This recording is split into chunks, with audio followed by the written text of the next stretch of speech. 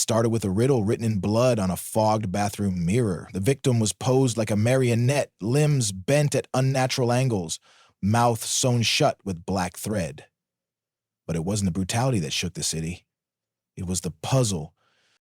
A single folded piece of parchment wedged between the victim's fingers read, "I speak without a mouth and hear without ears. I have no body, but I come alive with wind. What am I?" Nobody expected it to be the first of 7, the birth of a pattern.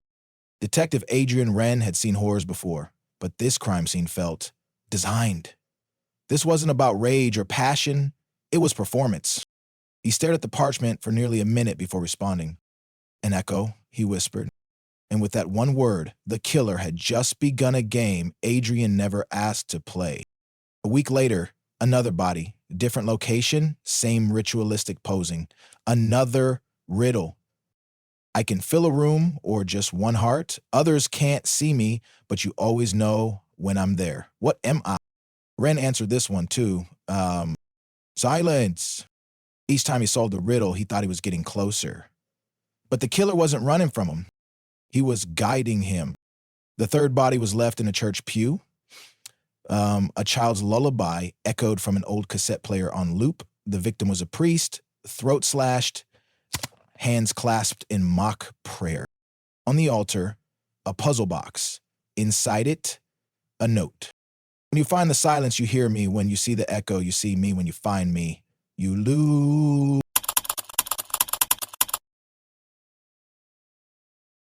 Wren's captain wanted him off the case. 3 bodies. No leads, no witnesses. "You're chasing phantoms," he growled. But Wren couldn't stop. Something about these riddles was too personal. The killer knew him. Forbidden knowledge. Wren began seeing the connections others missed. The victims had one thing in common.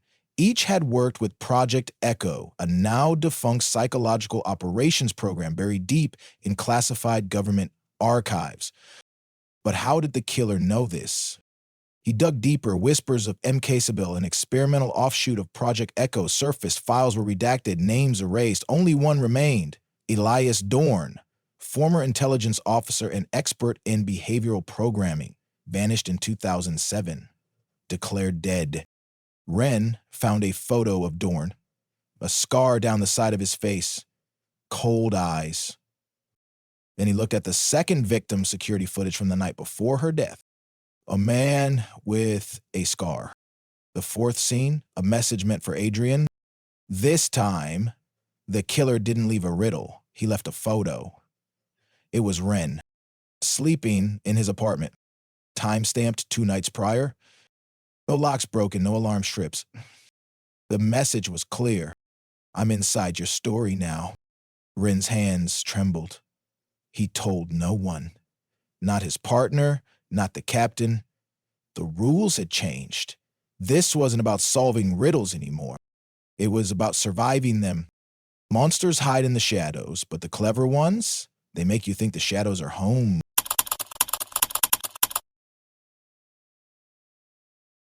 Wren was being watched. He could feel it. Cars followed too long. Phones clicked when he hung up. His emails had been accessed.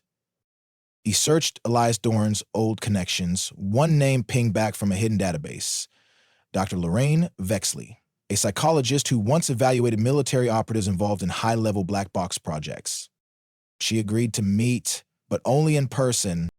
Neutral ground, a forgotten library outside city limits. She was already there when he arrived, and terrified. "He's not killing for thrill," she whispered. "He's activating memories, triggers, psychological echoes." Wren didn't understand. "He's not hunting you," she said. "He's waking you up." Wren's heart raced. "What do you mean, waking me up?" Vexley leaned in close. "Do you remember what they did to you in Echo?" He stared at her blank. "I was never an Echo." "Yes," she said, "you were."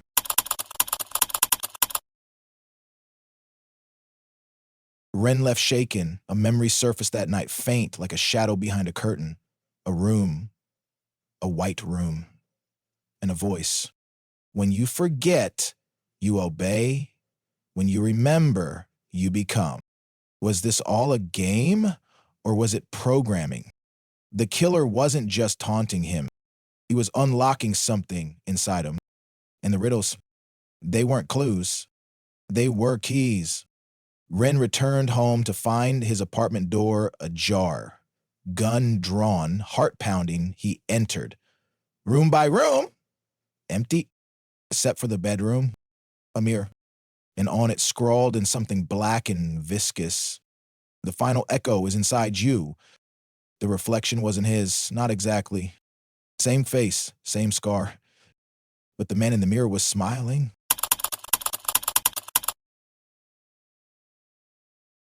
Detective Adrian Wren stood frozen. The figure in the mirror looked just like him. Same angular jaw, same storm gray eyes. But it was smiling. Adrian wasn't. He turned around, no one there. The mirror was just a mirror.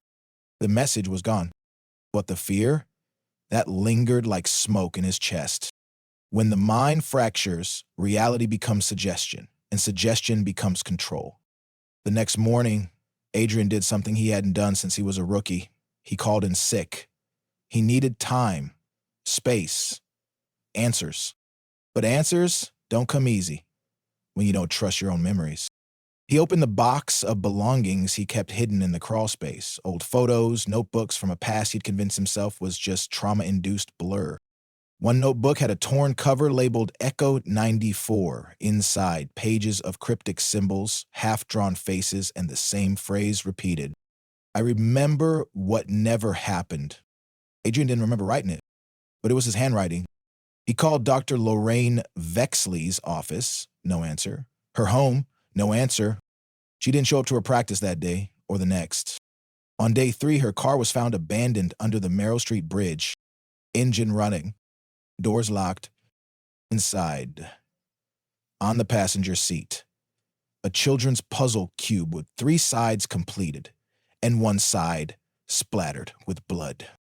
No body, no note, just 1 word carved into the dashboard. You unlocked.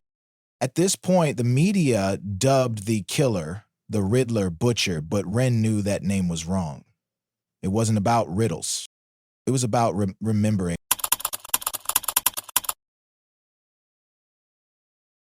The 5th scene confirmed it. An abandoned school theater. The body of a former intelligence analyst was hanging center stage like a puppet, strings tied to rusted rigging above. A spotlight shone on the corpse, casting a shadow that pointed to the floor. Wren noticed something the others didn't. In the victim's pocket, a receipt for an online order, timestamped 2 days before his death. Did you item? A book. Title, Project Echo, Psychological Warfare and the Death of Free Will. The book didn't exist in any store, but Wren knew where to find it. The Library of Restricted Works sat beneath the University of Grayson, a sub-basement once sealed off in the 170 SS. Adrian had heard rumors it still existed. A vault of banned research, censored texts, and books pulled from public shelves. He bribed the night janitor for access. The book was there, no barcode, no publisher. Wren read until his vision blurred. Pages detailed experiments with audio loop hypnosis, trauma implants, and associative memory triggers. Project Echo wasn't about controlling enemies. It was about creating assets. Wren read the case file labeled Subject 11.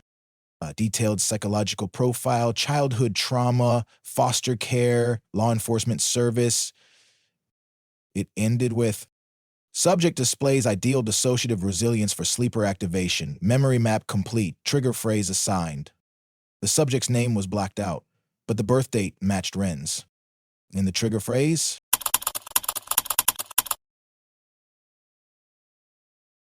he couldn't read it. He didn't dare. 3 nights later, another body. A therapist who specialized in trauma reversal. His body was arranged in front of a large mirror, split down the middle, with a clean vertical cut. 1 half of his face was burned, the other half untouched. The riddle this time wasn't written. It was recorded. When the coroner tilted the mirror, a mechanism triggered an old cassette player to play. What if the killer you hunt is the version of you that never stopped obeying? Adrian crushed a cassette under his foot. He couldn't take it anymore. But it was too late. The trap was already sprung. Wren turned to the last person he could trust, his former field partner, Maya Lynn. Maya had left homicide to run a private investigative firm. She didn't ask questions when he showed up in the middle of the night, hands shaking, eyes bloodshot. "You're not crazy," she said quietly, flipping through his notes. She believed him. Together, they traced down a defunct neurological research center called the Orpheus Lab, shut down in 2009 after a fire supposedly destroyed all research. But Maya had sources. Someone had purchased the land quietly. The buyer to the Valence Foundation, a front for black budget psychological ops.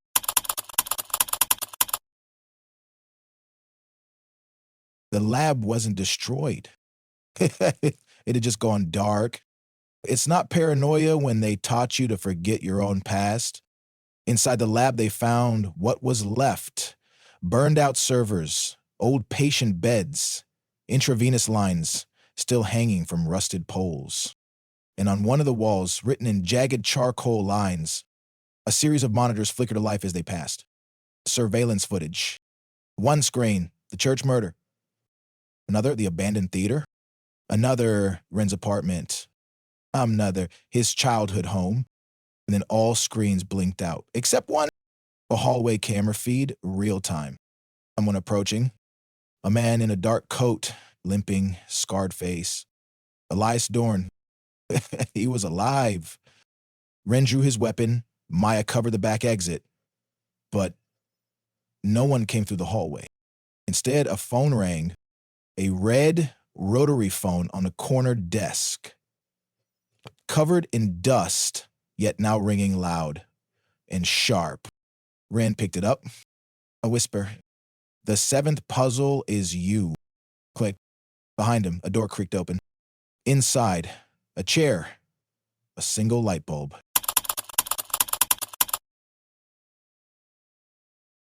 The file on the table felt heavier than it looked. Wren's hand hovered over it, heart pounding. The room was silent, too silent, like the kind of silence designed to sharpen thoughts into knives. He opened it. The first page was a photograph. Himself, but younger. Shaved head, blank expression, electrodes attached to his skull. A white room, a number on his jumpsuit, A11. The second page was a script, a back and forth between an interrogator and a test subject. It was him, his voice. But he didn't remember speaking any of it. Maya stood beside him, silent, until she said, "Ari, this wasn't just experimentation. This was construction." The pieces clicked into place. The riddles, the killer's precision, the familiarity. Elias Dorne hadn't just trained soldiers. He'd built human puzzles, designed to unlock under specific conditions. The killer wasn't testing Adrian. He was finishing him. That night, Wren got a message. No envelope, just a folded paper slipped under his motel door. "No more riddles. It's time to remember. Come along." A time, a location. Gallowmere Glass Factory, abandoned 14 years ago. He didn't tell Maya. Not because he didn't trust her, but because some journeys you take alone. Wren entered the broken building, flashlight sweeping across shattered glass, rusted machines, and graffiti-covered walls. A light flickered above a makeshift chair. Someone was sitting there, older now, scarred, eyes like polished coal.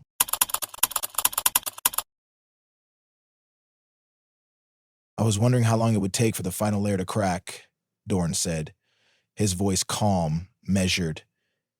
"They buried you deep, Adrian. You were my masterpiece." Wren raised his gun. "You turned me into a weapon." Dorne smiled. "No, Adrian, you volunteered. The scariest truth is not what was done to you, it's what you chose to forget." Dorne held out a folder. No riddles, no threats, just facts. It was a consent form signed in Wren's handwriting. A journal entry. A video. Wren, 20 years old, sitting in a military black site. Speaking directly to camera. "I give full consent to memory segmentation and behavioral conditioning. I understand this procedure is irreversible." And at the end, Wren dropped the folder. "What did you make me?" Dorne leaned in. 7 scenes, 7 triggers, each one designed to fracture a lock in your mind. The riddles weren't for you. They were you. You killed those people, Wren growled. I didn't. You did. Before the Echo Protocol was shut down, you were deployed for special missions. These people, they were cleanup, analysts, therapists, handlers. Each one erased your steps. I simply guided you to the memory of what you'd already done. Wren staggered back. No, it couldn't be.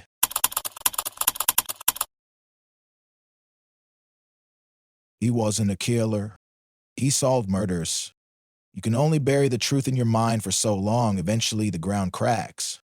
Meanwhile, Maya Lin dug deeper into Dorne's trail. The Valence Foundation was just a shell. The real project, the Echo Continuum, was still alive. Private contracts, neuroweapon experiments. One name popped up again and again. 11. Current status, active, unknown condition. She realized something horrifying. Wren wasn't chasing the killer. He was chasing himself. And someone wanted him to catch up.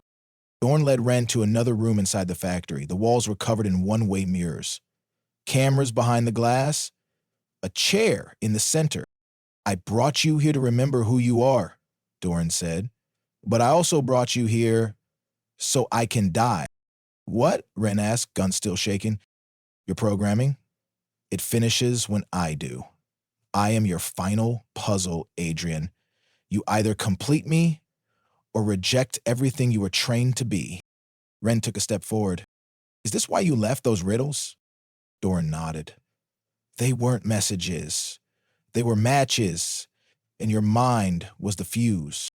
Suddenly, Maya burst through the doors. She had tracked his car. Don't listen to him, she shouted. They're still running tests. You're not free yet. He's controlling the outcome. Dorne stepped back.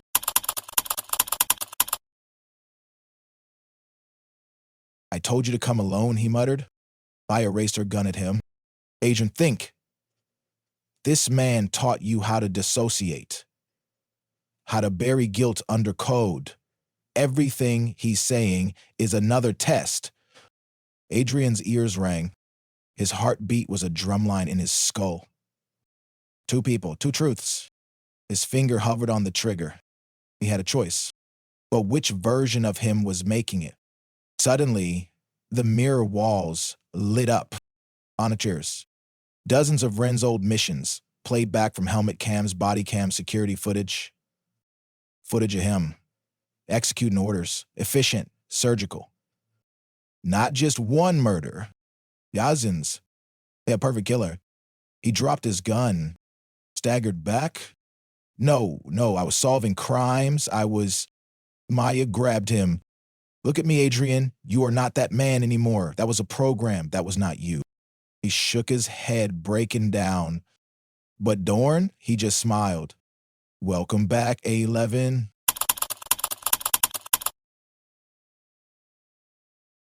The mirrors were still glowing. Adrian Wren was still shaking. And Elias Dorne was still smiling.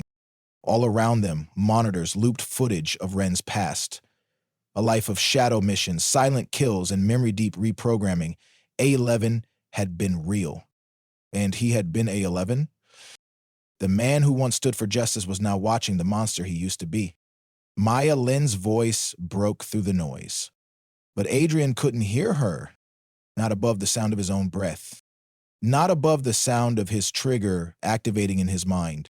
We spend our lives trying to outrun our shadows, but what if the shadow was running us all along? Wren collapsed to his knees. Inside his head, something twisted, like gears grinding against rust. A door creaked open inside his memory.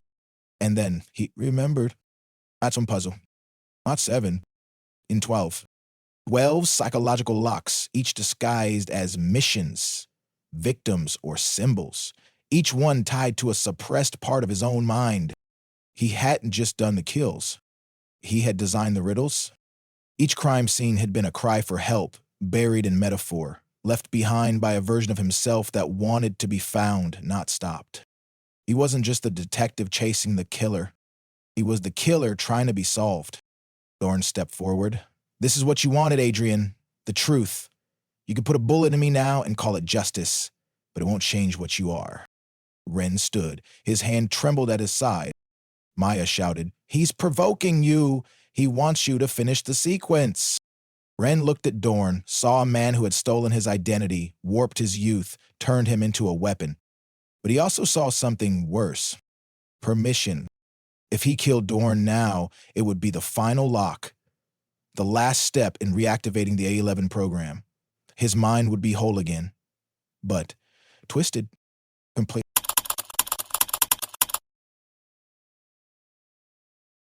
Programmed. Dorne took something from his pocket. A recorder. He clicked play. A11 confirmation, the detective has died, the killer remains, proceed. Adrian's pupils dilated. His fingers twitched. For a moment, his voice returned, flat, mechanical, and terrifying. Directives confirmed, initiating purge protocol. He turned the gun toward Maya. "No, Adrian, fight it!" she screamed, backing away. Sweat poured from his forehead. His hand shook violently, but something deep inside him, something human, resisted. Then came the sound, a sharp, static tone, the last embedded auditory key, the final trigger. He fired. The bullet missed Maya by inches and hit the monitor behind her. Sparks exploded, alarms blared. Adrian dropped the gun and screamed, grabbing his head, collapsing in a seizure of rage, memory, and pain. Visions hit him like thunder. Dorne, whispering to him in a white cell. A child's voice saying, "They said you'd be a hero." His mothered face. Younger version of himself, kneeling over a body, smiling. And then, the blank space. An entire room, erased from memory. Inside it, a voice. "You're not real, Adrian. You'll remember. We are not just what we do, we're what we choose not to do again." Maya grabbed him. "We're getting out of here now." But Dorne didn't move. He walked to a control panel and flipped a switch. Steel doors sealed the building. Red lights flickered overhead. "This isn't about escape," Dorne said. "It's about resolution." He sat in the same chair Adrian first saw him in. Maya pointed her gun at Dorne. "Move and I'd drop you."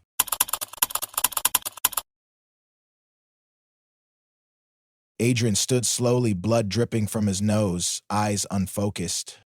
"I remember the room now," he said quietly. "The one you told them to erase." Dorne's smile faded. "You weren't supposed to remember that." Adrian turned to a hidden server cabinet at the back of the room, ripped it open. Inside, a drive. He inserted it into the wall terminal. Maya watched, confused. "What are you doing?" This wasn't just programming," Adrian said. "This was replication." The screen blinked, alive. Then a red tab, Echo Copy Construct, Simulation Architecture. Wren's heart stopped. "What is this?" He opened the file and froze. The video started playing. Not footage of a mission. Not a confession, but a simulation loop. The same scene, repeating. A detective solving a puzzle. Discovering the killer was him, choosing whether or not to kill Dorne. Over and over again. Same outcomes. Same decisions. Same resistance until failure. Each loop labeled simulation integrity breakdown, restart required. Amen. Current session active.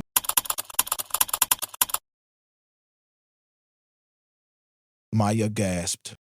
"Adrian, this isn't real. You're inside the simulation right now. What if you were never free? What if freedom itself was part of the illusion?" Dorne stood again, slow and careful. "We couldn't let you out in the real world, so we built you a world of your own." Adrian's hand shook. "Yours can't be." "You've played this role 29,073 times, Dorne said. Each time, you almost break free. But the moment you realize none of it is real, your mind collapses. And we start again." Maya's voice trembled. "Then how do we escape?" Dorne looked directly at Adrian. "You don't. You never do." Adrian looked around the room, the mirrors, the flashing red light, the gun on the floor. He looked at Maya, his friend, his only anchor. Then he looked inside the screen, at himself, and for the first time, the man looking back blinked differently. Not in sync. Not a reflection. Maya screamed as alarm started. The building shook. The lights dimmed.